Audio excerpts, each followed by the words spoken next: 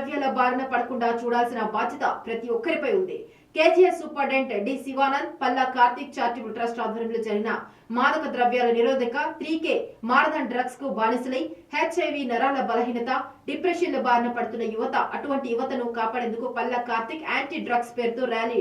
Drugs నివారణకు అందరికీ అవగాహన ఉండాలి. దేశంలో అత్యధిక శాతం యువత డ్రగ్స్ కు బానిసలై జీవితాన్ని నాశనం చేసుకుంటున్నారు. పల్లా కార్తిక్ డ్రగ్స్ తీసుకోవడం వల్ల మత్తులో విచక్షణ కోల్పోయి నేరాలు, మహిళలపై అత్యాచారాలు చేస్తున్న యువత.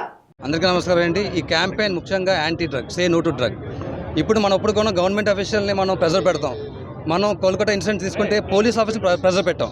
కానీ మనకి ఎన్ని మంది పోలీస్ ఆఫీసర్లు తెలుసా? మనకి మన విశాఖపట్నంలోని మన డిస్ట్రిక్ట్లో 25 lakhs పోలీస్ మన పాపులేషన్లోని మనకున్న పోలీస్ మ్యాన్ ఎంత తెలుసా? 1000 members. మనకి ఎన్ని డిపార్ట్మెంట్స్ తెలుసు పోలీస్ మ్యాన్కి? Special enforcement bureau, directorate of revenue intelligence, తర్వాత ఎక్సైజ్ డిపార్ట్మెంట్, తర్వాత నార్కోటిక్స్ కంట్రోల్ బ్యూరో, తర్వాత కొత్తగా యాంటీ నార్కోటిక్ టాస్క్ ఫోర్స్. మనం అప్పుడు ఐజీ గారు రవికృష్ణ గారు హ్యాండిల్ చేస్తున్నారు. వాళ్ళు హ్యాండిల్ చేసిన మనకి 9.64 crores మెంబర్స్లోని మనకి పోలీస్ మ్యాన్ ఎంత రిక్వైర్మెంట్ ఉండాలి? సో ఫస్ట్ ఆఫ్ ఆల్ మన పోలీస్ మ్యాన్ని అనకూడదు. సెకండ్, హెల్త్ కేర్ యూనిట్లోని సార్ వచ్చారు, డాక్టర్స్ ఎన్నమంది ఉన్నారు.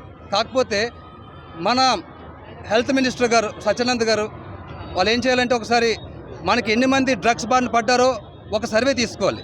సర్వే తీసుకొని హెల్త్ డిపార్ట్మెంట్ మాట్లాడి రీహాబిలిటేషన్ సెంటర్స్ అనేది ఫస్ట్ ఇవ్వాలి.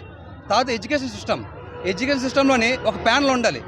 యాంటీ ర్యాగింగ్ ఉన్నారు, అలాగే యాంటీ డ్రగ్ ప్యానల్ ఉండాలి. All direct accessibility police station ఉండాలి.